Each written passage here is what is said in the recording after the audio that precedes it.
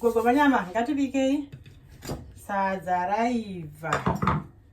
Saka takuita sei? Tochipakura hedu sadza tidye. Aiwa, sadza raibva ska atidoda. Sadza raibva zvekuibva zvezve iri.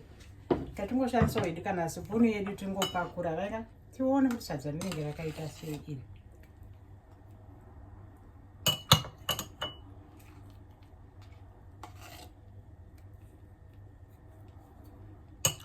Sadza redu richinakidza kutarisa sezviri kuita iri izvi. Aiwa ka edu we sadza riri kunaka irori riri. Tichaona kuti zviri kufamba sei apa. Handiti ngatidzimei zvedu sitovhu yedu tochionawo zvakare kuti tingachipakurawo here. Ngatipakurei nyama dzedu. Kare takati tisingambodya nyama mbiri.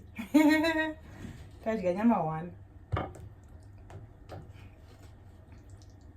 Nyama 1 mwana. Because mune muripo 10 ka. Saka muripo 10 mungadye nyama 10 here. Ukadya 2 mumwe watoshotesa mumwe ipapo. Saka we need to be very much aware kuti vamwe vachadya here, vamwe vachakwana here. Kana ndatora 2 vamwe vangu vanozodyewo. Unozodei kana zvadai izvi. I think tapedza kubika. Heri sadza, heri ndiro yedu yatibvise.